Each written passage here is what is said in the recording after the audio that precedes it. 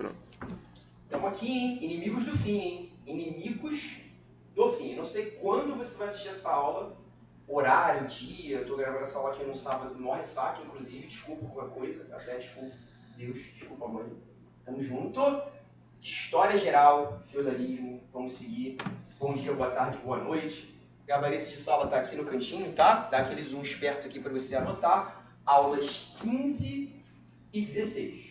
Abre o seu material no conforto do celular, ou se você está no ESAG nesse momento, enfim, saiu de casa para assistir vídeo aula, um negócio esquisito, mas enfim, te respeito porque tu está estudando. Esse é o bagulho, te respeito porque você está estudando. E vamos junto, tá? Essa é a ideia. Eu estou seguindo justamente o nosso último encontro, onde eu parei aqui. Até reproduzir o nosso último quadro aqui nesse cantinho, tá? Seja você é aluno turma 2, turma 3, turma 4, a gente terminou aqui, tá? Reino Franco. Então, a gente está falando da Idade Média agora na Europa. Falamos bastante do Islã, falamos muito ali do contexto medieval árabe, falamos do contexto medieval bizantino. Agora eu quero entrar na Europa com vocês, tá? Aquela clássica aula de feudalismo. Bem aquele conteúdo que você geralmente vê ali no 7º ano, depois você vê novamente no 1º ano do ensino médio. Vamos naquela aula clássica de feudalismo, a Idade Média como você conhece, tá, filhão? A Idade Média europeia, muito ligada ao território da França, muito desenvolvida ali após a queda do Império Romano, tudo bem? Essa é a nossa aula de hoje. Por que eu deixei os francos aqui no cantinho? Porque quando a gente fala de feudalismo, a gente está falando dos francos. Então, o tempo todo, quando eu começar a desenvolver com vocês as características do feudalismo, a gente vai fazer referência aos reis francos. Tá? Quiser fazer aquele print esperto, eu tirar minha cara feia da frente, aquele print maneiro, para ter um quadro bonito, né? Você vai poder ter um zoom aí no seu tablet, no seu gadget, essa parafernália tecnológica, maneiro, tá? Para você poder ver com calma. Se você não entendeu alguma coisa da letra, eu sinto muito, eu dei o meu melhor aqui, tá? Dá aquele zoomzinho maroto. E tamo junto, ó. Pensando nos francos, o que você viu comigo na última aula, tá? Se você ainda não entrou em coma ou em ingestão de cloro, tá? O que você viu comigo na última aula? Se você não dormiu, de repente você não ficou vendo o vídeo do Casimiro. A gente falou dos merovingios e dos carolíngios. Quem são esses caras? São duas dinastias que governaram o território da atual França. Só que na época não era chamado de França. Eles chamavam de Reino da Gália, certo? Território que vai dar origem à França daqui a pouco. Os francos são os primeiros bárbaros a se converter à fé cristã. Essa é uma informação crucial na aula de hoje. Primeiro povo bárbaro a se converter ao cristianismo. Ou seja, o romano enxergava o franco enquanto um povo bárbaro, ou seja, um povo selvagem, um povo ligado ali a práticas desumanas. Os caras não falam latim, os caras não são cristãos, os caras vivem na roça, vivem na zona rural, os caras cultuam vários deuses. Ora, eu, romano, sou superior a esses tais bárbaros. Só que, bem, o Império Romano caiu. O Império Romano é derrubado com a invasão do bárbaro Odoacro, sim, esse é o nome do rapaz, bárbaro responsável pelo controle de Roma, ele que invade a cidade, se autodeclara rei de Roma. Olha, você imagina, o Império Romano, aquele lá de 753 a.C., fundado a partir do mito de Rômulo e Remo, esse império foi dominado por um cara chamado Odoacro. Humilhante, tá? Esse processo de invasão do Império Romano e de queda do Império Romano ocorre em 476 d.C., marca um caos. Caos. Você imagina como está a Europa a partir dessa data, né? O Império Romano destruído, o Império Romano dominado, e nós temos várias tribos bárbaras, vários reinos bárbaros, que começam a se consolidar nesse território. Gente, você imagina ali, né, que agora a Europa virou uma colcha de retalhos. Aqueles urubus ali tentando pegar um pedaço da Europa para si. Você tem povos que vão invadir a Itália, vão tentar dividir a Itália entre eles, povos que invadem o território da França, vão dividir o território da França entre eles, Bélgica, Holanda, Luxemburgo, Inglaterra, Portugal, Espanha. A Europa agora vive esse processo ainda de invasões bárbaras. Porque o aluno ele tem a percepção, né, vocês são bonitinhos, né? Invadiu o Império Romano, os bárbaros invadiram o Império Romano, acabou a Antiguidade, começou a Idade Média, não tem mais invasão bárbara. Gente, as invasões bárbaras, elas vão continuar acontecendo até o século X. Tudo bem? Você continua tendo invasões bárbaras nesse início de Idade Média. Não é porque eles invadiram o Império Romano, que é tipo videogame, né? Tu invadiu o Império Romano, cumpri a missão, deu check na missão, ficou verdinha a missão, beleza, acabou. Não vou mais fazer nada, cumpri a minha missão como bárbaro, já invadi o Império Romano, agora eu vou só ficar escolhendo o meu outfit. Gente, não é isso. Não é porque invadimos o Império que acabaram as invasões. Na verdade, elas continuam acontecendo. Os francos, eles vão se destacar muito na figura de Clovis, eu comentei isso com vocês na última aula, que é o primeiro rei bárbaro a se tornar cristão, certo? Clovis, ele faz parte da dinastia dos Merovingios. Por que eles têm esse nome? Porque o primeiro rei se chamava Meroveu. Show de bola? A dinastia dos caras começa com esse camarada aqui, Meroveu. Então os herdeiros de Meroveu são os Merovingios. Clovis era neto de Meroveu, neto desse cara. E ele é o primeiro rei bárbaro a se batizar católico. Isso traz muito poder para Clovis e, óbvio, acaba trazendo muito poder para os francos. Este povo que está dominando esse território da Gália, atual França, e que agora tem o apoio do maior latifundiário da Europa. Se eu me torno católico, eu tenho o apoio do maior latifundiário da Europa, o Papa, certo? Nós passamos a ter o apoio da Igreja Católica. Isso é um dado fundamental. Quem está do lado dos cristãos tem terras. Quem está do lado dos cristãos tem poder militar, tem exércitos. Isso para Clovis é o importante. A gente não precisa entrar num debate aqui, gente, se Clovis realmente acreditava em Deus, se ele deixou de acreditar nos vários deuses. Ele era politeísta, né? Será mesmo que ele deixou de acreditar nos vários deuses da sua cultura para acreditar na Bíblia? Isso é um debate que não tem fim. A gente nunca vai chegar numa conclusão sobre isso, porque eu não posso trazer o Clovis aqui para conversar com ele, tá? O fato é, isso traz a ele grande poder político. Essa é a marca dos Merovingios, certo? Dessa família, dessa dinastia. Dinastia, para quem não sabe, tá, gente? É uma sequência de reis de uma mesma família.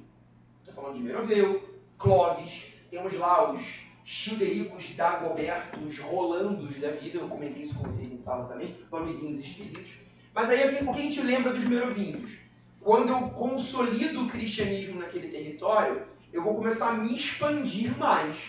Eu tenho o apoio da igreja, eu tenho o apoio do Papa, eu começo a ter exércitos mais numerosos. Quanto mais eu me expandir, mais fragmentada será a minha política interna.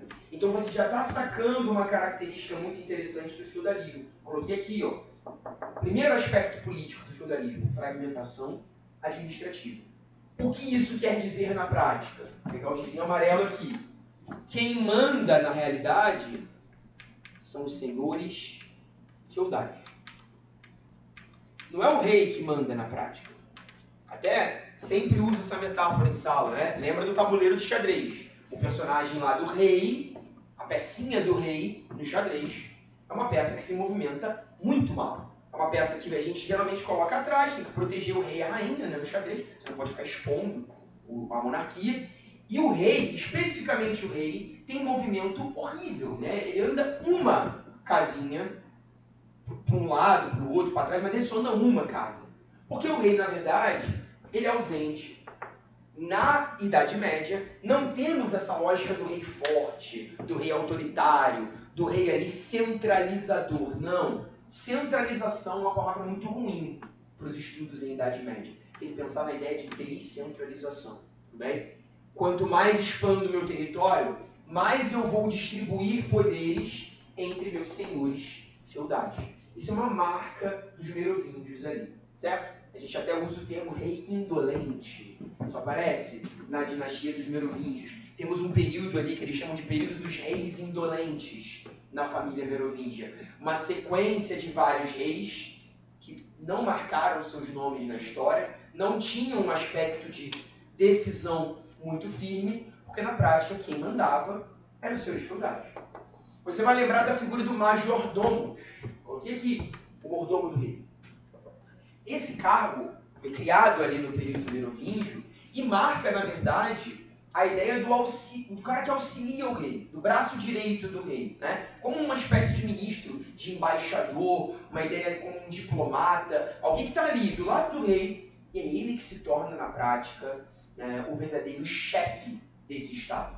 O verdadeiro indivíduo que tem características de poder executivo, certo? É ele que executa toda a política na prática. E o rei fica ali, como uma figura indolente, certo? Vamos lembrar que exatamente esse primeiro rapaz aqui da dinastia carolíngia, Pepino o Breve, ele era majordomus na dinastia anterior. Ele aplica um golpe político. Pepino, gente, ele chega ao poder justamente por meio de um golpe na família anterior, tendo ali o Childerico como último rei merovingio e Pepino o Breve como primeiro rei carolíngio. Tudo bem? Ele, na verdade, se destaca como majordomus, muito grande destaque para ele, e acaba aplicando um golpe político na família anterior. Tudo bem? Então, a gente nota que essa fragmentação política, essa descentralização dos poderes, acaba levando destaque para uma nova figura. A figura desse rapaz aí, Pepino Breve. A dinastia se chama Carolíngia em referência ao pai desse cara. Foi um majordomo anterior a ele, um rapaz chamado Carlos Martel. O Martel, gente, ele foi majordomo aqui anteriormente, tá? Vou colocar aqui, Carlos Martel. Martel não é sobrenome, não. Martel, do latim, martelo. Carlos, o martelo. Esse cara foi crucial na dinastia merovingia, fundamental. Ele participou lá de uma batalha, chamada Batalha de Poitiers. 732 depois de Cristo. Foi um grande guerreiro na Batalha de Poitiers. Ela aparece referendada aí em algumas questões. Martel, como majordomos, lidera esta batalha, expulsando os árabes muçulmanos do território francês. A gente vai lembrar da aula de Islã. Após a morte de Maomé, nós não temos um processo de unificação da Arábia. Eu falei disso na última aula. Aquela divisão entre xiitas e sunitas acontece dentro de um processo de expansão. Lembra da jihad? A ideia de expansão da fé. Alguns vão expandir a fé com base nos ensinos, com base na ciência, com base até mesmo ali na educação. A gente lembra das famosas universidades árabes. Alguns vão expandir a fé com base na guerra e vão dominando o norte da África, toda aquela região ali chamada de África Islâmica, né? Egito, Marrocos, Tunísia, Líbia, toda aquela região ali ao norte da África, certo? Quando pisam na Europa, vão conquistar Portugal e Espanha. E na Batalha de Poitiers, eles estão tentando invadir Paris, certo? Carlos Martel lá estava. Era majordomos merovingio. Lidera a batalha para expulsar esses do seu território. A expulsão dos árabes muçulmanos ocorre nessa batalha 732 depois de Cristo. Ele ganha muita fama a partir dessa guerra, né? Onde ele defende o seu território. Por isso Pepino, seu filho, o majordomos que assumiu depois dele, ao aplicar esse golpe na dinastia merovingia e se tornar rei, ele usa, portanto, o nome do pai. É dinastia carolíngia como referência a Carlos. Carolus, no latim, né? Carlos, em latim seria Carolus. Então, os herdeiros de Carlos, os herdeiros de Carolus, são os carolíngios, beleza? Por isso, a família tem, né, esse apelido. Bom, nesse aspecto, você já percebe, portanto, que o feudalismo está se consolidando. Olha para a definição que a gente deu aqui de feudalismo, gente. A gente tentou construir essa definição na última aula já, mas eu estou colocando bonitinho para você. Eu fico feliz que dá para montar o quadro antes, nesse sistema de videoaula, né? Aí o quadro fica mais interessante, né? Fica aquela coisa escrota que eu faço com vocês ao vivo ali, na hora, deu para montar com calma. E a subidinha de morro aqui, peço desculpa, né, porque não tem pauta no quadro, mas a gente se esforça. Gente, como definimos feudalismo? Sistema político, econômico, social e cultural da Idade Média na Europa Central entre os séculos IX e XII. Olha a definição, eu estou te dando as características, o local e a data. Feudalismo, por favor, feudalismo engloba política, economia, sociedade e cultura. É um sistema que os historiadores usaram e usam até hoje para entender a união dessas características medievais entre política, economia, sociedade e cultura. Tudo isso junto forma o feudalismo. Só que o feudalismo existiu em toda a Europa? Não. Eu estou te colocando aqui na Europa Central. Então, qualquer questão que diga que o feudalismo foi, né, em todo o continente europeu, já está errado. Na Europa setentrional, seria a Europa ao norte, né? Territórios ali de Dinamarca, Suécia, Noruega, Inglaterra. Não. O feudalismo ali não se desenvolveu plenamente. Tá? Se eu for para a Península Ibérica, ela está ocupada pelos árabes naquele contexto. O feudalismo não se desenvolveu plenamente ali. Se eu vou para o leste europeu, o feudalismo também é uma característica bem desenvolvida no leste europeu. Nós vamos pensar no feudalismo na Europa Central. Bem, muita atenção a isso. O que é essa Europa Central? Basicamente a França. O meio da Europa. França, as bordas da atual Alemanha, territórios onde eu tenho hoje a Bélgica, Luxemburgo, Suíça, Holanda, os Países Baixos, né? Ali você pode pensar no feudalismo bem organizado, bem desenvolvido. Europa Central.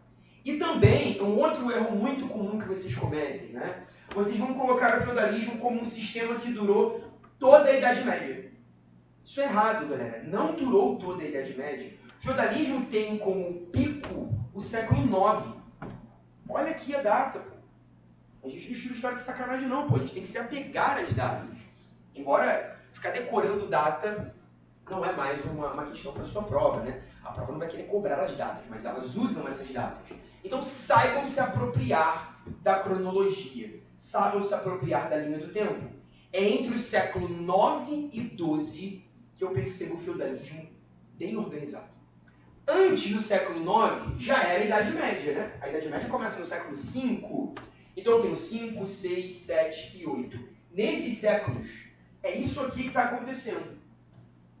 A formação das dinastias Merovíngia e Carolíngia, onde o feudalismo ainda está se desenvolvendo, ele está ali engatinhando, ele está num processo de formação, certo? Quando nós estudamos Merovingios e Carolíngios, nós estamos estudando, no fim das contas, a formação do feudalismo. Seria essa origem do sistema feudal, certo? Muito importante essa lógica. Sendo assim, chegamos no século IX, eu já estou aqui, tá? No século IX, nós já estamos nos Carolíngios. A gente lembra da figura de Carlos Magno. O principal rei medieval foi Magno. Ele foi responsável por um negocinho chamado Renascimento Carolíngio.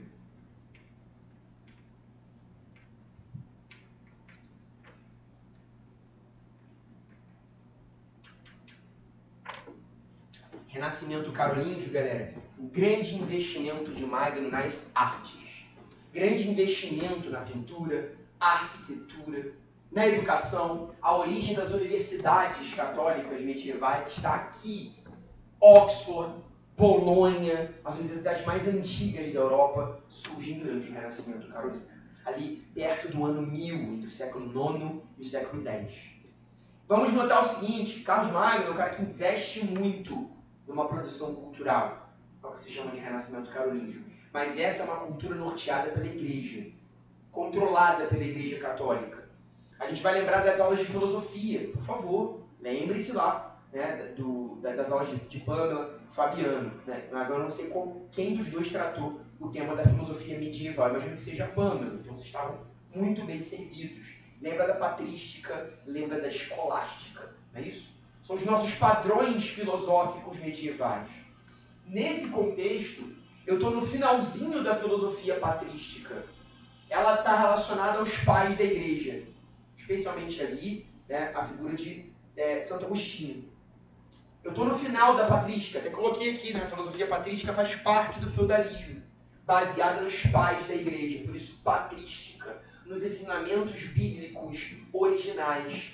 Eu preciso ter fé para pensar racionalmente, não é isso? A fé antecede a razão, vai dizer ali nosso grande Santo Agostinho, grande filósofo da alta Idade Média, do início da Idade Média. Eu estou pensando no Renascimento carolíngio, muito relacionado à patrística, mas eu já estou no final dela. Eu estou entrando num outro momento da filosofia, chamada de escolástica, onde eu vou começar a ter um ensino mesmo, as universidades medievais atuando, no ensino das ciências, no ensino da religião, com base na igreja. Essa é a ideia da escolástica, né? Onde eu vou começar a introduzir um pensamento racional na igreja, uma tentativa de racionalização da fé. Não é a fé que antecede a razão, como pensava a galera da patrística. Agora a fé, ela está unida à razão. Eu vou tentar unir uma coisa com a outra. Tudo isso é feudalismo, gente. Isso faz parte do elemento feudal. O cristianismo é uma característica do feudalismo. A gente não pode abandonar isso. É uma Europa central cristã, certo? Por isso que você não vai falar de feudalismo na Arábia. Por isso que você não vai falar de feudalismo na África. Não vai rolar. Porque ali eu não tenho ainda a consolidação do cristianismo. Então vamos lembrar sempre disso, tá? O Magno foi muito importante na consolidação da arte medieval, do ensino ligado à escolástica, a partir das universidades, que vão tentar unir ciência e religião. Sim, eu tenho produção de ciência na Idade Média, óbvio. As questões vão querer te enganar nesse caminho. Vai dizer, não, porque a Idade Média foi um período de trevas, a Idade Média foi um período de obscurantismo, foi um período onde as pessoas não podiam pensar, porque a igreja controlava seus pensamentos. Gente, essa é uma visão muito rasa da Idade Média. É um senso comum muito bobo. Eu tenho investimentos em ciência na Idade Média? Sim, claro. Uma ciência que pega referências em Platão e Aristóteles. Sim. Um resgate da filosofia clássica. Sim. Isso aqui está ligado ao resgate da filosofia clássica. Olha o nome, Renascimento. O que vai renascer aqui? Vai renascer a cultura clássica. A igreja vai tentar dialogar com isso. Ora, Santo Agostinho é basicamente o Platão de Batinas, né? É o Platão católico. Você vai lembrar da aula de filosofia. Agora a gente vai ter a emergência de São Tomás de Aquino, um outro filósofo medieval muito famoso, que é o Aristóteles de Batinas, né? É o resgate de uma filosofia platônico-aristotélica numa mentalidade agora católica, cristã. Isso é muito importante para as suas questões. Não abandone a filosofia grega na Idade Média. Ela continua viva, sendo reapropriada pelos escritos cristãos. Então toda essa noção de Idade das Trevas, isso é muito errado para a Idade Média. E as questões vão querer brincar com isso. Quem é que vai trazer a Idade Média como Idade Trevosa? A Idade Média vai ser vista como treva por quem? Pelos modernos.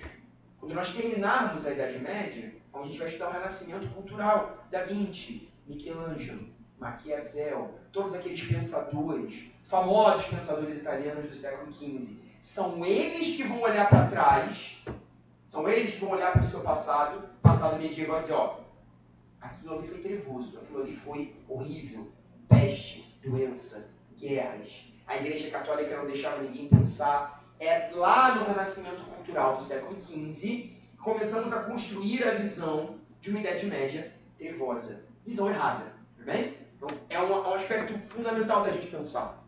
Agora, o Magno, ele nos trouxe um problema. Quando ele morre, na morte ali do grande rei Carlos Magno, a gente vai ter seu filho, olha o herdeiro ali, Luís o Piedoso.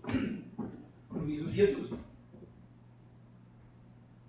Então, assim, o pigarro agora é de tia do Deb, né? Eu percebi aquele pigarrozinho da tia do Marlboro. Meu filho, pega um Marlboro pra tia ali na padaria, né? Aquela coisa, desculpe, eu não fumo, tá, gente? Isso aqui é só ressaca mesmo.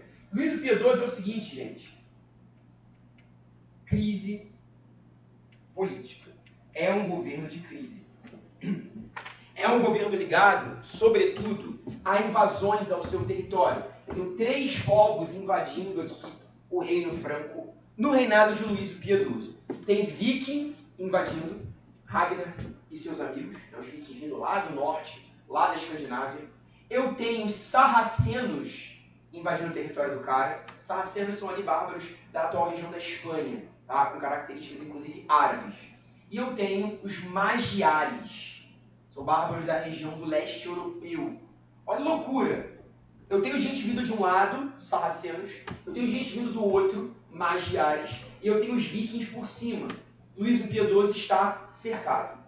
O reino franco está cercado por invasores externos. Gabriel, quem são esses 3 aí que tu citou? Viking, magiar, sarraceno? São bárbaros politeístas. A galera aqui é toda cristã, certo? Esse é o grande problema de Luís. Ele está lidando com invasões territoriais. O governo dele é marcado, portanto, uma grande crise. Quando ele morre, a gente vai ter esses 3 herdeiros aqui, ó. São os herdeiros de Luís o Piedoso. Eu tenho a figura de Carlos o Calvo, Luís o Germânico e Lotário. Aqui. Luís o Germânico, Carlos o Calvo, Lotário. São os 3 filhos de Luís o Piedoso. Os moleques entram numa guerra civil pelo trono, uma guerra civil pela coroa. Uma disputa entre os 3 herdeiros desse rei que acaba culminando num tratado. Esse tratado é o ponto culminante do feudalismo. É o ponto ápice do feudalismo. É o chamado Tratado de Verdun. Anota aí. Tratado de Verdun. Gente, aqui o ano é 843 depois de Jesus, tá? 843 desse. Ah, eu prefiro Marvel, o problema é seu. 843 desse, tudo bem? Depois de Cristo. Tratado de Verdun. Se escreve Verdun, né? Mas para parecer que eu falo francês, tirar onda com vocês aqui que eu não falo nada, eu falo Verdun. Gente, esse tratado ele delimitou o seguinte. Já que os 3 filhos estão em guerra, eles não se decidem acerca do trono, Luís o Piedoso já morreu, né? A Igreja Católica vai botar pano quente por cima da treta. Vai passar pano pra treta. Não, é a turma do deixa disso, a Igreja Católica. Não, peraí, gente. Vamos fazer o seguinte. Vamos assinar um tratado aqui para dividir o reino entre vocês. O Tratado de Verdun, ele divide o reino franco em 3. Um pedaço para Luís, ele fica com a Germânia, por isso Luís o Germânico. Um pedaço para Carlos o Calvo, que fica com a região da atual Ibéria, e um pedaço para Lotário, que seria o meio ali, né? O que seria a França, tá? Dividimos o reino em 3. Olha a palavra, gente. Dividimos. Se eu estou dividindo, eu estou fragmentando. Quanto mais se fragmenta, mais feudal é. Tá sacando a parada? O feudalismo, na prática, ele tem o Tratado de Verdun como seu ápice, que estamos dividindo mais ainda o território. Os francos, pensa no reino franco como a França, já tinha lá no interior do território os seus feudos, as suas terrinhas. Cada feudo era de um senhor feudal diferente. O nobre é que administrava o feudo. Com o que é o papel da nobreza? Se o rei é ausente, a nobreza vai exercer o papel de ADM, administrar o território. A nobreza exerce o papel de cuidar da terra, né? De garantir que a terra tem ali comida, tem o seu funcionamento, tem ali os seus animaizinhos, e também o nobre garante a guerra, claro. Ele precisa da guerra para defender seus territórios. Gente, com o Tratado de Verdun, eu estou potencializando tudo isso, porque eu estou dividindo ainda mais aquele reino. Isso para nós é o ápice do feudalismo. É por isso que eu estou pegando o século IX como aquele que a gente pode dizer que é o grande momento feudal. A era de ouro do feudalismo, porque é justamente o século do Tratado de Verdun, 843 depois de Cristo, certo? Então, Gabriel, antes de 843, você pode argumentar que nós estamos em processo de formação do mundo feudal. Isso está acontecendo, certo? Século 5, 6, 7, 8. Cheguei no 9, esse modelo está no ápice. Tudo bem? E essas características, elas se potencializam, certo? A partir aqui dessa divisão dos francos em 3, concordem comigo que acabou a dinastia carolíngia? Não tem mais dinastia carolíngia, né? Porque agora são 3 reis diferentes, cada um com a sua própria linhagem, certo? Com a sua própria sequência de filhos. Uma outra família real vai surgir aqui, certo? A gente vai falar deles, inclusive, num outro contexto. É a dinastia Capetingia. Calma, eles eram cristãos, calma, acreditavam em Deus. Esse nome não tem nada a ver com o capeta, tudo bem? A dinastia Capetingia se dá por conta de um cara chamado Hugo Capeto, que vai ser o cara que inicia essa dinastia. Vou falar dele depois, tá? Para a nossa aula de hoje, os capetingios não interessam. Basta você perceber que aqui nós temos o ponto culminante do feudalismo, porque eu estou fragmentando o reino franco em 3 pedacinhos. E dentro de cada reino, eu já tinha uma fragmentação interna em feudos. Os senhores feudais administrando aquelas terrinhas. Gabriel, eu nunca sei definir o que é feudo. Eu sei na minha cabeça, mas eu não consigo dar uma definição. Gente, feudo é uma unidade agrícola produtiva. É uma terra com fertilidade. É um latifúndio onde nós temos o funcionamento da agricultura e da pecuária. Cada feudo é administrado por um senhor feudal diferente. Ah, Gabriel, posso comparar com a polis? Não, não. A polis na Grécia eram cidades. Feudo não é cidade, gente. Mas politicamente, dá para você fazer uma comparação aí. Cada polis era administrada de um jeito, por uma pessoa diferente. Nos feudos, você pode trazer um pouco dessa percepção também, né? Cada senhor feudal administra a sua própria terra, certo? Então isso vai garantindo a ideia do rei ausente. Tem rei, mas ele não manda na prática. Quem manda são os senhores feudais. Como é que essas relações elas são estabelecidas entre senhores feudais, entre rei e senhores feudais? Você lembra da suzerania e da vassalagem. Tá aqui, ó, o conceito. Suzeranos, vassalos. Essas relações aqui são relações políticas entre os nobres, tá? A nobreza realiza essas relações políticas de suzerania e vassalagem. Uma relação que é aqui exclusivo entre nobres. Só o nobre é que pode participar desses acordos. Por favor, tá? Por favor, que você grife isso aqui com o seu sangue. Porque vocês se enganam nisso o tempo todo. O tempo todo vocês vão se enganar com a definição de suzeranos e vassalos. Como é que de repente você tem essa percepção na sua cabeça? Você pensa, o suzerano é o nobre que dá um pedaço de terra para outro cara. Aí o vassalo trabalha para o suzerano.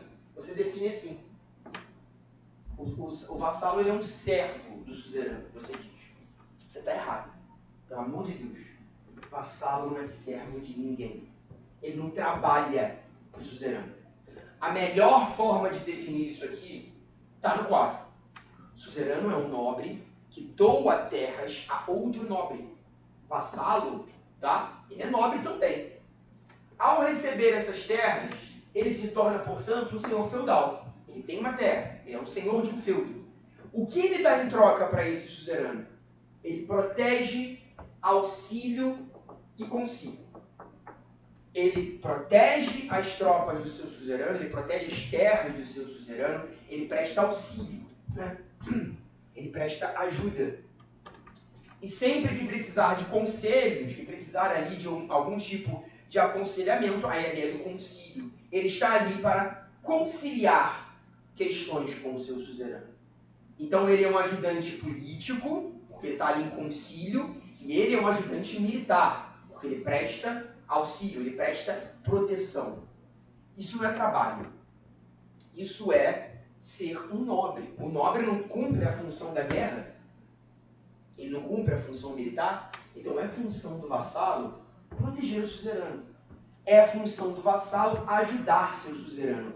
Mas não é função do vassalo trabalhar na lavoura, certo? Porque quando você diz que esse cara é um servo, servo na Idade Média é um trabalhador, gente. É o cara que fica lá capinando. É o peão. Vassalo não é peão. Inclusive, né, peão é um termo que a gente usa no xadrez também, né? São aquelas passinhas na frente, a gente coloca sempre na frente para morrer primeiro. É o trabalhador, certo? Então tenha isso com muita clareza no seu coração, pelo amor de Deus. Vassalo não é servo de ninguém. Os dois aqui são nobres. E aí, a gente pode pensar numa loucura que é o seguinte. Esse vassalo aqui, ele pode chegar e fazer a mesma coisa lá. Ele pega aqui, ó, uma loucura. Vamos pensar, ele faz isso aqui, ó. Aí ele tem, esse cara, o seu vassalo também. Olha o doideira. Aí ele vai fazer a mesma coisa aqui, né? Dá pra estender essa parada pra sempre. Esse cara pega um pedaço da terra dele, separa para outro camarada. Esse camarada vai ajudá-lo com tropas, né? Esse cara vai continuar para lá e sempre, para sempre. Os caras vão separando terras, doando a outro nobre. Esse outro nobre ajuda com tropas. Isso, gente, é uma herança germânica. Os germânicos entravam em acordo a partir da lógica da suzerania e vassalagem. É porque os bárbaros não chamavam assim. Como é que os bárbaros chamavam isso aqui? Eles chamam de comitatus. Essas relações aqui, gente, na prática... Eita, mas... Na prática, isso aqui tudo é o comitatus germânico. O comitatus é como os bárbaros chamavam exatamente essa relação aqui de suzerania e vassalagem. Eles chamam de relação de comitatus. Comunidade. Né? Eu, como chefe tribal, dou uma terra a você, você se torna meu vassalo, seus soldados agora trabalham para mim, seus soldados agora têm que defender as minhas terras. Isso os bárbaros chamavam de comitatus. A Idade Média pega uma herança e transforma isso em suzerania e vassalagem. É interessante você pensar nisso, né? Como é que o feudalismo aqui, ele é resultado de uma cultura bárbara germânica que está dominando a Europa aqui, mas ainda a permanência do romanismo, das características romanas. Não é porque o Império Romano caiu que a cultura romana foi destruída. A cultura romana está ali, no latim, no cristianismo, né? Nesse processo ali, né, muito ligado, né, a poderes militares. Os romanos eram super militaristas, né? A Idade Média também vai gostar disso. Então eu tenho herança romana e eu tenho herança germânica para a Idade Média. Os germânicos tinham suas relações políticas com base no comitatus. Havia o conceito também de benefício germânico. Benefício é exatamente a terra. Quando eu dou a terra a você, eu estou estabelecendo a doação de um benefício. Estou te beneficiando, né? Estou fazendo bem a você. Doei uma terra. A terra é a base da economia medieval. Então, o comitatus envolve uma relação de benefício, a doação de uma terra. E você vai proteger os meus castelos, as minhas fazendas, me dando auxílio e concílio. Galera, isso é muito, muito, muito fundamental na Idade Média. A nobreza vai estender as suas relações políticas com base na suzerania e na vassalagem. Isso tem herança na lógica dos comitatus germânicos. Tudo bem? Se não ficou claro, chega aí comigo numa aula presencial, tira uma dúvida, vem com a monitoria aí, vem com os plantonistas, que isso é muito importante para a Idade Média ficar clara na sua mente. É apenas entre nobres que essa relação é estabelecida. E assim a política medieval ela vai se estruturando. Você já percebeu que eu falei muito de nobre nessa aula? A nobreza é uma classe central aqui. Ela ocupa um espaço muito importante, que é o espaço da guerra, que é o espaço latifundiário. São os grandes fazendeiros. Vamos botar aí que o nobre é como o sertanejo universitário da Idade Média, né? Grande latifundiário, grande administrador de territórios. Eles vão apelidar a nobreza de bellatori. O que é bellatori? É aquele que lida com o belicismo, que lida com as características bélicas. Bélico é aquilo que está ligado à guerra. Então qual é a função do nobre? Ele é o bellatori. Ele vai para a guerra, ele é o cavaleiro. Ah, Gabriel, mas o camponês não vai para a guerra não? O pobre não vai para a guerra? Não tem esse negócio de mandar o pobre para a guerra para morrer? Gente, isso ocorre apenas em situações extremas. Na Idade Média, a honra de ir para a guerra é uma honra dos nobres, certo? Eu vou ter o camponês entrando em batalha em momentos críticos. Vou botar o camponês na guerra porque eu não tenho exército suficiente. Eu boto os peões na frente. Mas no comum, no dia a dia, quem treina para a guerra, quem atua nas expansões territoriais, quem está com seus cavalos, quem está ali com as suas armaduras, escudo e lança, é o nobre, é a classe militar. Eu tenho o clero acima e o campesinato abaixo. É uma sociedade tripartida. Gente, isso não é coincidência, tá? Isso aqui é tripartido. Vocês viram quando a gente fala disso. Essa trindade tem a ver com Deus. São 3 níveis sociais porque Deus é uma trindade. Deus é Pai, é Filho e é Espírito Santo.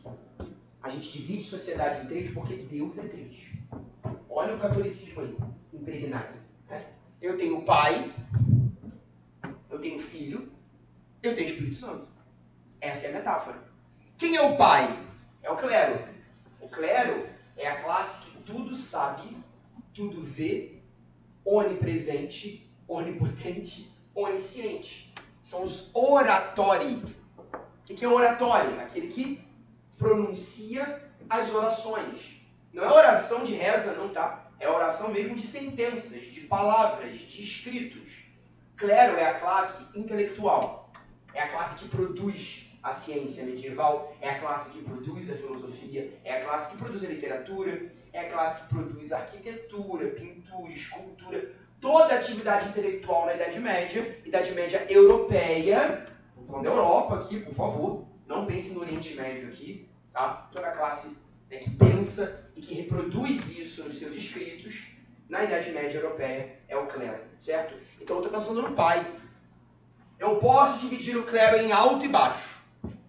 O clero importante e o clero subalterno. O alto clero seria o papa, o alto clero seriam os arcebispos, a galera de importância da igreja. O baixo clero, temos ali, né, padres, freiras, abades, né, a galera ali mais humilde da igreja católica. Importância e exploração. Vai rolar ali uma hierarquia dentro do clero. Isso é para você perceber o seguinte: dentro desse nível social eu tenho uma ramificação interna. Dentro da nobreza também tem o nobre que é suzerano e tem os seus vassalos. Então eu posso pensar também numa ramificação dentro da nobreza. Níveis dentro da nobreza. Estratos sociais dentro da nobreza. Quando eu vou para o camponês, vou para nós aqui, né, pessoal? Fala da gente aqui, né? Laboratório. Laboratório vem de labor. Trabalho. É a classe que trabalha. Somos nós aqui, né? Vocês estão estudando. Vocês têm sonho de ser rico, claro, né, gente? Mas ser rico trabalhando no Brasil é um pouco difícil, tá? Te contar essa história aí. É um pouco difícil. Para ser rico aqui, o ideal é de fazer bagulho que não envolva trabalho, tá? Se tu vende a tua força de trabalho para alguém, fica muito difícil ser rico assim. Laboratório. Você não tem nada. Você trabalha para alguém. Cabe ao campesinato o trabalho braçal. Então é por isso que você não pode chamar o vassalo de servo. Porque servo mesmo são eles. O campesinato. Aqui o servo. O que é o servo? É o trabalhador do feudo. Né? Ele não tem nada, nada é dele no feudo. Ele vive no feudo de favor. O nobre permite que ele viva dentro do feudo, não pode morar aqui. Só que para morar aqui tem que trabalhar para mim. Você trabalha, paga os seus tributos a mim e você pode morar no feudo.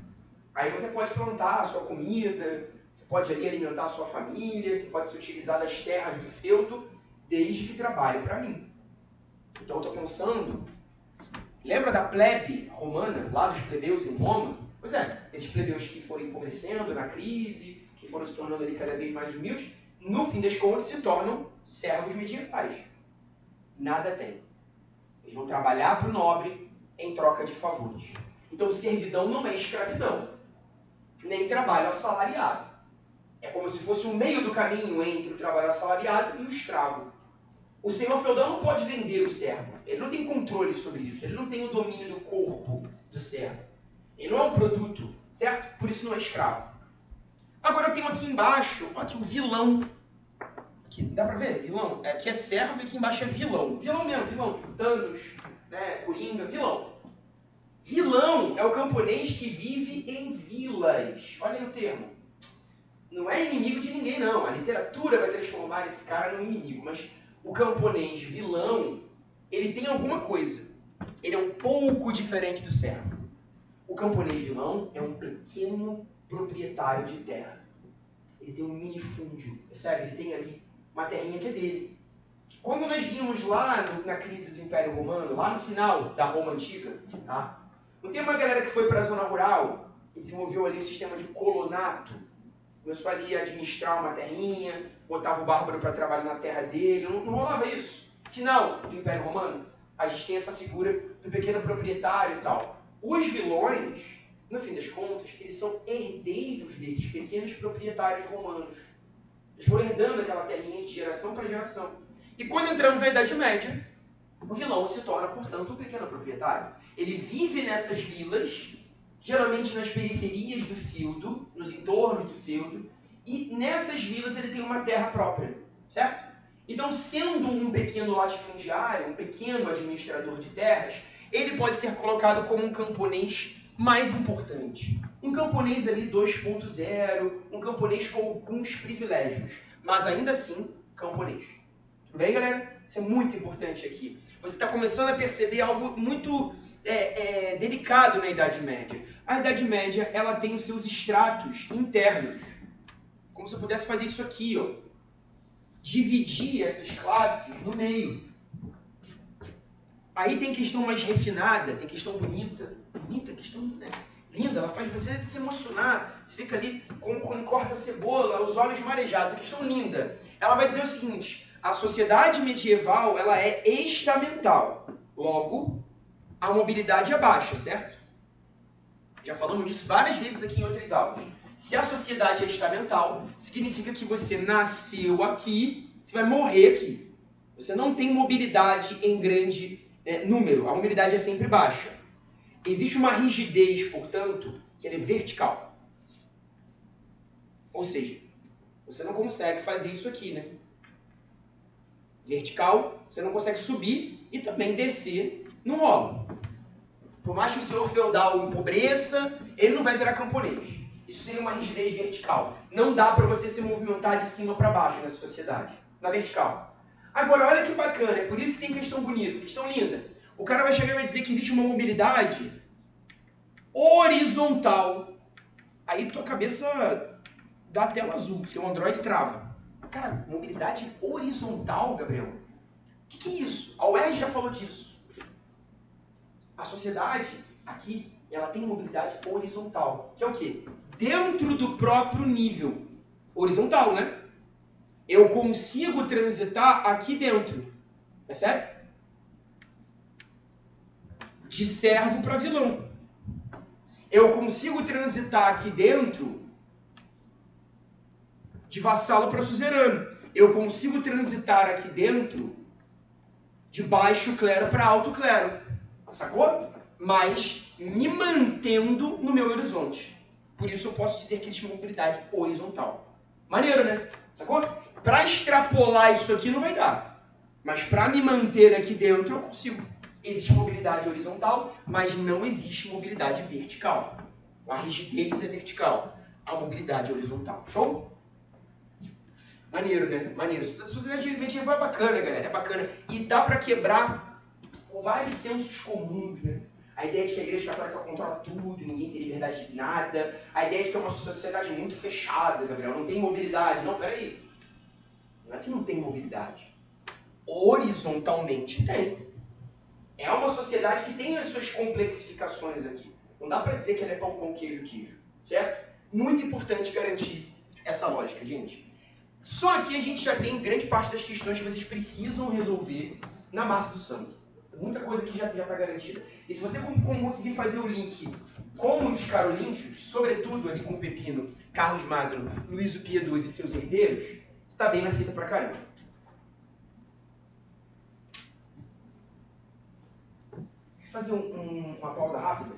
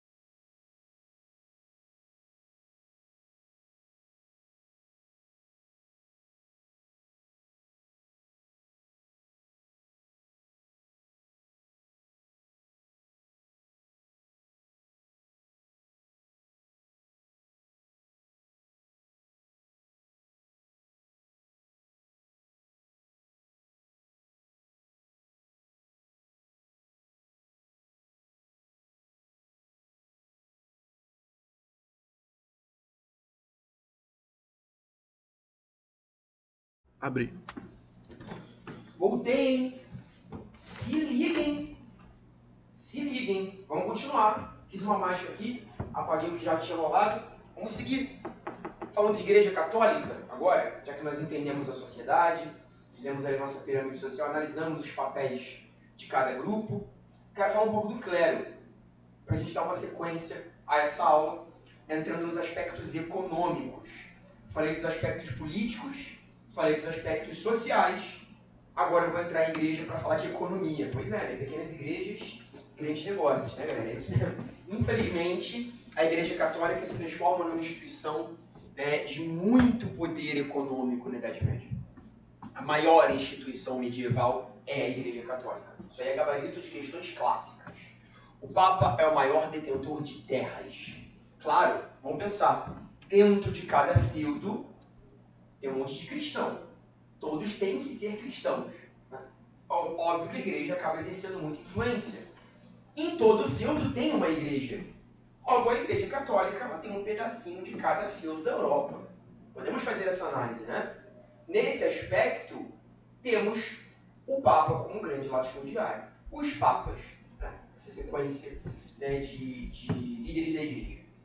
É importante esse conceito de teocentrismo tá dentro da sociedade medieval, a lógica de Deus no centro de tudo, né? Teo, Deus, centrismo, centro, Deus explica tudo. Mas, galera, a gente define dessa forma, o teocentrismo é Deus no centro. O aluno às vezes pensa, pô, Gabriel, mas para mim Deus ainda é o centro, eu sou rigidamente cristão, eu acredito de fato que Deus explica tudo. Isso não é ser teocêntrico, galera, isso é ter fé, simplesmente. No teocentrismo, os fenômenos sociais, econômicos, políticos, os fenômenos meteorológicos, tudo é explicado pela espiritualidade. Existe ciência na Idade Média? Eu já te contei que existe. Claro que existe uma ciência medieval. Física, por exemplo. Mas é uma física bíblica, baseada em questões religiosas. A gente vai ter, por exemplo, uma série de dogmas. Essa ideia do dogmatismo bíblico. Dogmas são verdades reveladas pela Bíblia. Essa é a ideia do dogma, né? É uma verdade revelada por Deus. Se é uma verdade divina, nós não contestamos a verdade de Deus. Ela é pura, ela é perfeita, ela é intocável. Você respeita a verdade de Deus e não a contesta. Isso é um dogma. A gente vai pensar no dogma, por exemplo, que são os sacramentos católicos. Se você é católico do outro lado do vídeo, sabe do que eu estou falando. Os famosos 7 sacramentos da Igreja Católica. Eu nunca lembro dos 7 porque eu nunca fui católico. Quer dizer, todo mundo é meio católico no Brasil por tabela, né? A gente acaba sendo batizado na Igreja Católica bebezinho, isso é muito comum. São 7 sacramentos, que são regras que todo cristão deve seguir ao longo da vida. Aí lá tem batismo, tem lá a primeira comunhão, tem lá o casamento, são os sacramentos, a Eucaristia. Gostava da Eucaristia, né, quando eu era moleque na igreja, que é o momento que o padre ele alimenta as pessoas, né? É o corpo de Cristo. Aquela bolacha, aquele biscoito. Eu olhava de longe, eu nunca fiz primeira comunhão, não tinha terminado a primeira comunhão, então eu não podia participar, né, daquela fila. O padre vai lá e coloca a hóstia na sua boca, que seria o corpo de Cristo, um símbolo ali da Eucaristia, que é uma referência à última ceia de Cristo, né? Eu ficava ali, pô, esse biscoitinho tá maneiro, né? Tipo um Pringles, uma Ruffles ali. Eu, criança, só pensava em comer, né? Aquela fome. A igreja dá muita fome, tu gasta uma energia, né? Pra pedir coisa pra Deus, tu gasta uma energia ali, né? Eu ficava, pô, biscoitinho caía bem, não é mesmo? Aí eu pensava, puxa, isso tudo no coração, tem que deixar uma macarronada, uma pizza. Enfim, grandes negócios aí que você pode investir, galera, é cantina de igreja, tá? Que as cantinas são ruins. Lembre-se disso, tá? Cantina de igreja, não sei se a tua igreja tem uma cantina boa, sinta-se privilegiado, porque nas igrejas que eu fui, tudo meia bomba. O negócio daquele salgado da semana passada, aquele cachorro quente de forno triste, aquele pastel o pastel que foi frito na Primeira Guerra Mundial, uma coisa assim. E aí eu ficava cheio de fome na hóstia, lá naquele momento da Eucaristia. A Eucaristia é um ritual católico, é um dos sacramentos do católico. Então a igreja institui isso como regra. A igreja, na sua percepção física, vai dizer que o mundo, a Terra, era o centro de todo o universo. A teoria geocêntrica. Depois você vai ver que camarada lá chamado Copérnico, Galileu, eles vão contestar essa tese na Idade Moderna.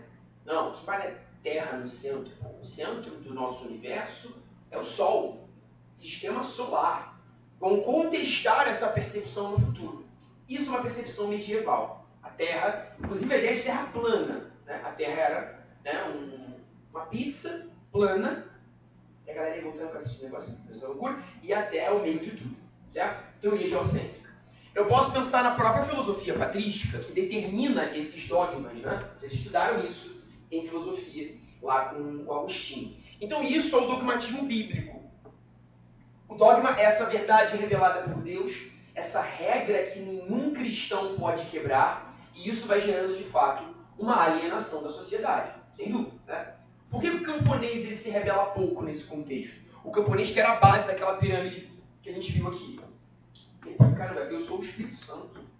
O clero é o pai, o nobre é o filho. Filho por quê? Porque o nobre é enviado para expandir a palavra de Deus, com Jesus. Então o nobre é o filho. E o camponês, o Espírito Santo, é aquele que dá base, que sustenta tudo. Se o camponês se rebela, se ele decide de alguma maneira ali se revoltar contra essa ordem social, ele está se rebelando contra Deus. Ele está descumprindo o seu papel social. Gente, isso tem a ver com dogmas. Né?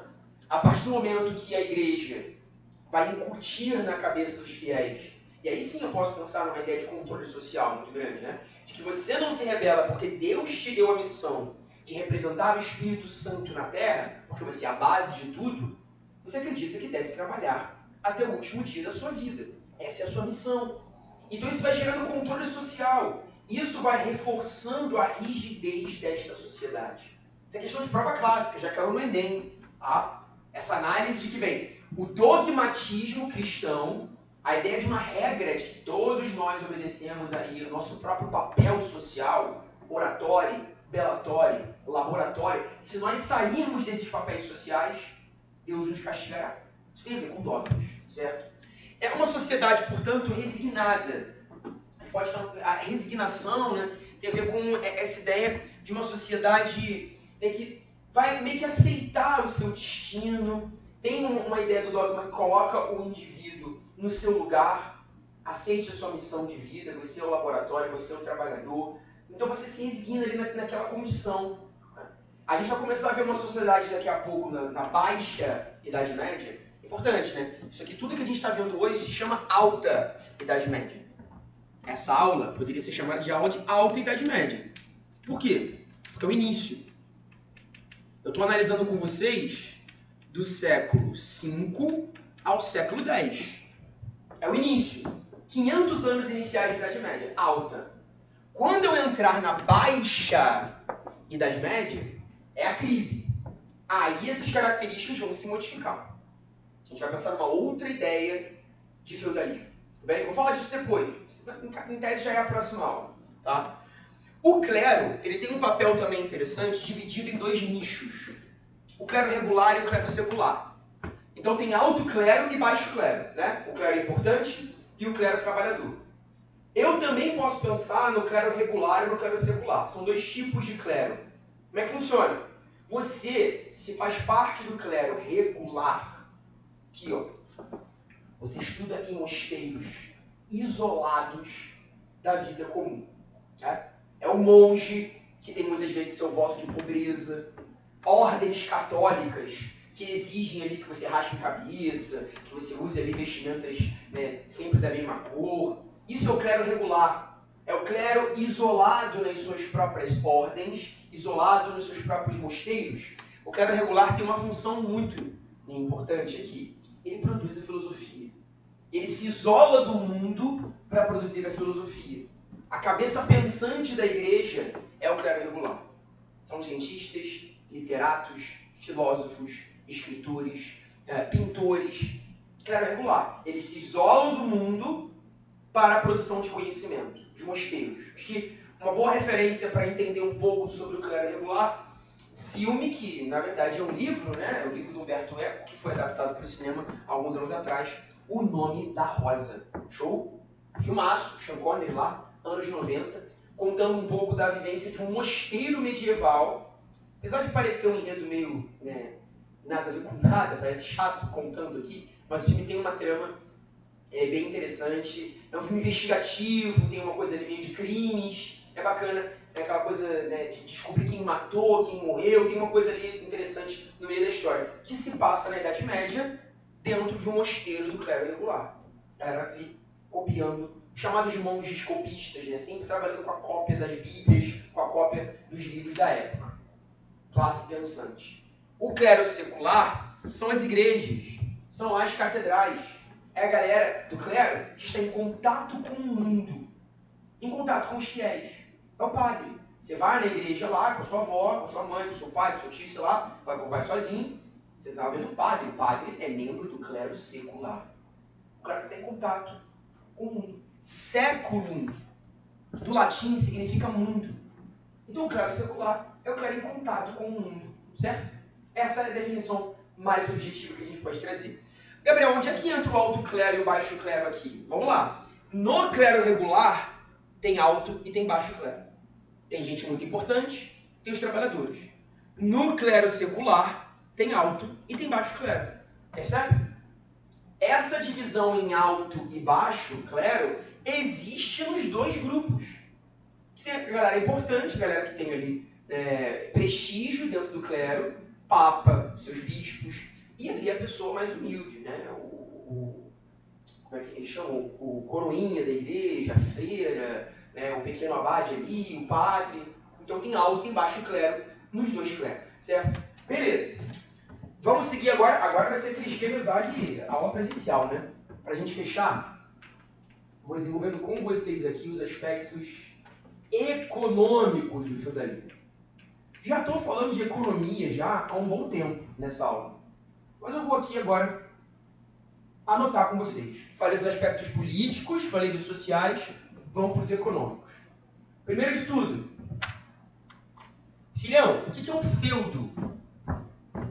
Eu defini com vocês, vamos escrever, pô. O feudo é a base da economia feudal. Claro, né? Olha o nome do negócio, feudalismo. Vamos definir um feudo aqui, pô.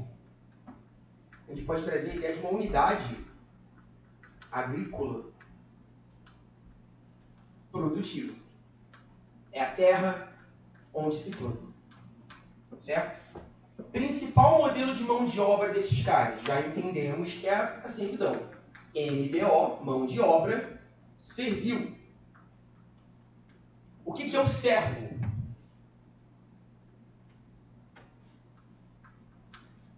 Os servos camponeses.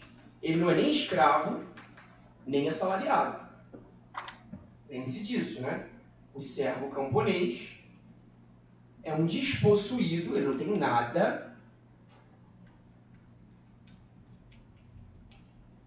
preso à terra.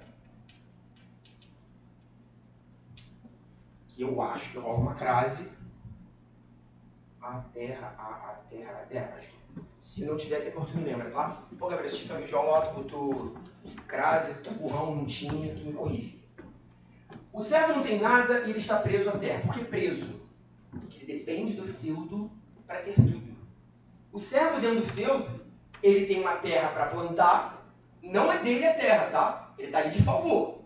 Não é dele a terra, ele está de favor. Ele planta para si e para sua família.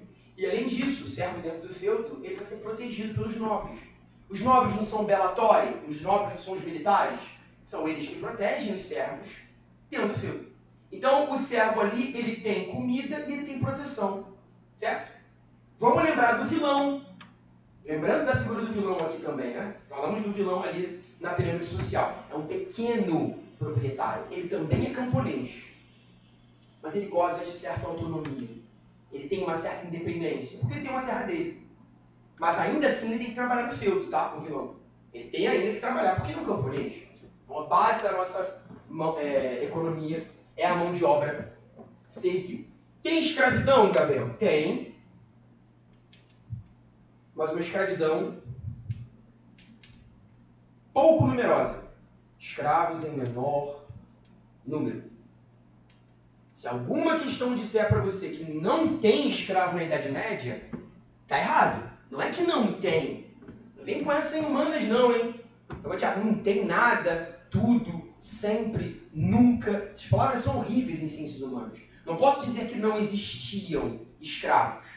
Não havia nenhum escravo na Europa medieval. Claro que existiam, justamente por conta das guerras. Escravo militar existe. Povos estrangeiros escravizados pelos francos, pelos burgúndios, pelos visigodos, tem. Mas em menor número, tá? Sempre em menor condição numérica. Tem moeda na Idade Média? Tem, mas em baixa quantidade. Uma monetarização deficitária. Olha que bonito, pô. Eu não estou dizendo que não tinha moeda. Deficitária. Eu não estou dizendo que não tinha moeda. Eu estou dizendo que tem pouca. Tem moeda em déficit, em baixa quantidade. Então eu não vou entrar aqui numa de falar, é uma sociedade amonetária. Amonetária eu acho ruim. Não é que não tinha uma moeda. Carlos Magno, por exemplo, no governo dele, lá dos francos, investiu muito em produção de moedas. Mas foi uma característica do governo dele, certo? Então não entra nessa de dizer que não tem escravo e que não tem moeda. Eu tenho, mas em baixa quantidade. A monetarização é deficitária. Vamos pensar que se tem pouca moeda, o que predomina aqui é a economia do escambo,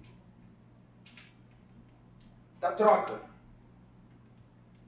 Se tem algum excedente no meu feudo, eu vou trocar com os feudos vizinhos. Show? Tem pouca moeda, então a gente vai para uma economia de escambo. Daqui a pouco isso vai mudar, tudo bem? Na baixa Idade Média você vai ver que isso muda bastante. Outro ponto aqui bacana, pensar numa ruralização. As principais atividades nos feudos são atividades rurais, certo? Sobretudo pecuária, a agricultura, e a igreja também trabalha com o seu extrativismo, né? Os metais preciosos, ouro, prata.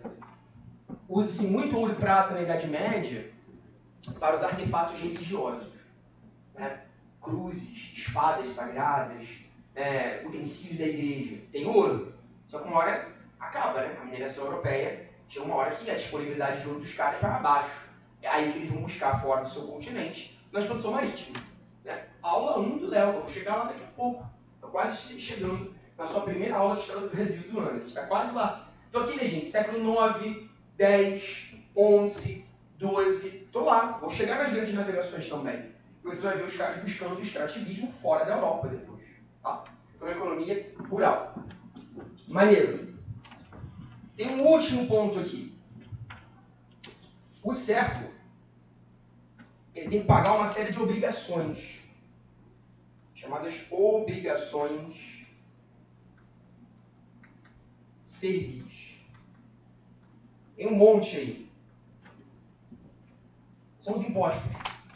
Aí eu vou fazer aqui, no cantinho, que seria uma representação em 3D, que eu aprendi com Michelangelo, uma perfeita obra de arte em 3D. Fica bolado não, hein? Depois ensino como é que faz. Aprendi com Michelangelo. Isso aqui seria um feudo, tá? Finge que isso aqui é um feudo. Show? Feudo medieval. Pedacinho de terra. Dividido em 4 zonas. Essas zonas internas do feudo a gente chama de manso. Manso é um pedaço de terra menor dentro do feudo, certo? Temos o manso senhorial, ou seja, é a parte do feudo onde mora o senhor feudal. O castelinho aqui. É a zona sul do feudo, tá, gente? É ali a Ipanema, Leblon do feudo. Manso senhorial é onde vive o senhor feudal. Castelo, muita água disponível. Eu tenho manso comunal, que é o famoso bosque, a floresta. Manso comunal, né? De comunista não, fica tranquilo, tá? Ali comunista, inclusive, o aluno já pode. Você deve ficar, só não vou extratar o que eu tô falando aqui. Tranquilo. Falei de comunismo para esse aluno, não vai me denunciar não. Comunal não tem a ver com comunismo não, tá, gente? Comunal é de comunidade. O que é o manso comunal? Todos podem, de alguma maneira, acessar essa terra. O senhor feudal vai lá para caçar. O servo vai lá para colher verduras, colher alimentos. Certo? Então é o manso comunal, é o bosque. E eu tenho o manso servil. Ou seja, onde vive o servo, onde vivem os camponeses. É a periferia do feudo. Isso aqui é Bangu do feudo, né? Realengo do feudo ali. É onde eu moro. Gente, aqui é a parte onde os servos vivem. Tudo bem? Deixei isso aqui em branco. Por quê? Para tu lembrar que tem igreja. Ainda tem um pedacinho da igreja católica. A igreja tem um pedaço de terra para ela, claro. Tem que cobrar o dízimo da galera, não é isso? Show de bola. Tudo bem, dividimos esse feudo em 4 pedacinhos. Muito importante pensar nisso. O servo mora aqui, mas essa terra não é dele. Percebe? Essa terra não é dele. Nada no feudo é do servo. Repita isso como um mantra em sua vida. Nada no feudo pertence ao servo. Nada. Ele vive aqui na perifa. Ele trabalha aqui. Pô, mano, vou chegar cagado. Sabadão, tô gravando sábado no sábado, né, gente? Espero que eu Mas vamos lá. Ele vive aqui, ele trabalha aqui para si mesmo, para sua família, para se sustentar. Mas ele também tem que trabalhar na terra do Senhor. Lá, na terra onde o Senhor feudal mora. Mas é importante, o manso servil não é a terra que pertence ao servo. Essa não é a melhor definição. É a terra onde mora o servo. Todo o feudo pertence ao senhor feudal. Todo. Tudo bem? Ele tem a posse de todo o feudo. Aqui são apenas as zonas onde eles moram. Beleza. Aí esse servo, vamos imaginar que sou eu. Então, sou um servo medieval. Eu tenho várias obrigações para cumprir. No teu livro aí, na tua apostila, eles descrevem várias obrigações de serviço. Deve ter umas 10 obrigações. Eu vou focar em 2, que são as que mais caem, tá? Mas se você for olhar no teu material teórico, eles vão descrever várias obrigações de serviço. Eu gosto muito de 2 aqui. Tornar a aula mais objetiva. Eu tenho a corveia e eu tenho a talha. São 2 obrigações de serviço fundamentais. Tá pegando pra vocês? Deixa eu ver aqui. Né? Tá, pô. Tá maneiro. Corveia e talha. Tá rolando. O que é corveia e o que é talha? São obrigações que o servo tem que pagar. Vamos lá. Eu, servo medieval, saio do meu do manso aqui onde eu moro. Meu barraquinho aqui. Bangu, né? Pego o BRT. Aquela tristeza. A pessoa com CC. 6 da manhã, a pessoa já tá fedendo. Como é que consegue, né? A pessoa com CC 6 da manhã, gente. O bagulho é muito tenso. Outro dia eu fui no BRT, um maluco com feijão no dente. 6 da manhã, ele tinha um feijãozinho no dente. Eu pensei, pô, esse maluco não comeu feijão de manhã, né? Ele deve ter comido na janta. Ou seja, ele pulou 2 escovações, né? Ele pulou a escovação da janta e ele pulou a escovação de manhã. E o feijãozinho dele ali, o acompanhando no BRT. Maneiro. Eu pego meu BRT aqui no feudo e eu vou lá, ó, trabalhar no manso onde mora o senhor feudal. Quando eu faço isso aqui, eu trabalho aqui, eu tenho que trabalhar no manso do senhor 3 vezes na semana. E tudo que eu produzo aqui fica para o senhor feudal. Tudo. Isso é a corveia. Define aí, ó. Trabalho manso senhorial. É o trabalho obrigatório no manso senhorial. Percebe? Tudo que eu produzo na corveia fica para o senhor feudal. 100% do meu trabalho. Eu vou lá, vou ordenhar as vacas, vou extrair o leite, vou produzir manteiga, vou colher o trigo, vou fazer pão. Tudo produzido naquele manso fica para o senhor feudal. É um trabalho executado geralmente 3 vezes na semana. Fica aí, segunda, quarta e sexta. Aí terça e quinta eu fico aqui. Eu fico na quebrada. Eu dou um rolê aqui. Trabalhando por aqui. Tá? O trabalho que eu desenvolvo no meu manso, ou melhor, no meu manso não, né? Porque nada é meu. No manso que eu moro. O trabalho que eu desenvolvo nesse manso aqui, ele fica pra mim. Aí eu vou ordenhar as vaquinhas que tem lá, fazer pão, colher o trigo, colher frutas, tá? Posso ir lá no manso comunal, pegar uma uva, pegar uma maçã, tá? Não posso caçar. Eu não caço no manso comunal. Caça é o esporte da nobreza. Só os nobres podem caçar. A Revolução Francesa vai mudar isso depois. Maneiro. Então o que eu produzo nesse manso fica pra mim. Mas uma parte eu tenho que dar pro senhor feudal também. Essa parte é a talha. Como é que a gente define a talha? É parte da produção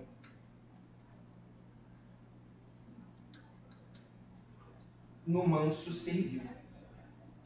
Percebe? Uma parte do que eu produzo para mim, eu vou ter que pagar para o senhor feudal. Parte da produção no manso servil. Então, todo dia na semana, terça e quinta, eu vou trabalhar no manso servil, na terra onde eu moro. Uma parte dessa produção eu vou ter que pagar para o cara. Como se fosse um imposto de renda. Talha, ó a talha. Estou talhando, estou cortando, estou separando uma parte do que eu produzo para ele. É o imposto de renda. São as duas obrigações civis mais fundamentais. Tá? Eu não me preocuparia tanto com as outras. Tem algumas questões mais específicas que vão falar, por exemplo, da banalidade. A banalidade é uma outra obrigação, tá em outro material. É quando você usa algum tipo de instrumento de trabalho dentro do feudo. Imagine que eu preciso de uma carroça para ir até o manso senhorial. Se eu uso uma carroça, essa carroça não é minha. Eu tenho que pagar a banalidade ao senhor. Sempre que eu uso instrumentos de trabalho, um machado, um martelo, uma carroça, arado, sempre que eu uso instrumentos de trabalho que não é meu, eu tenho que pagar a banalidade ao senhor feudal, certo? Aí você tem imposto quando o servo casa, formariage, chama, é imposto sobre o casamento do servo. Em algumas localidades da Europa, a formariage era paga com a noite de núpcias. A primeira noite da camponesa, que está se casando, tem que ser com o senhor feudal. Uma violência absurda, né? Então, temos essas variações de impostos, certo? Tem lá a albergagem, que é quando você viaja dentro do feudo, você tem que pagar um imposto na sua viagem. Né? Nós temos ali o tostão de Pedro, que é quando você tem o dízimo pago à igreja. Né? Enfim, existe uma série de impostos, uma série de obrigações. Dá uma olhadinha no seu material, caso você precise aprofundar uma delas, mas as mais fundamentais são essas duas. A convéia e a talha. O trabalho que eu realizo aqui, parte do meu trabalho realizado no manso servil. Show de bola? Galera, é isso.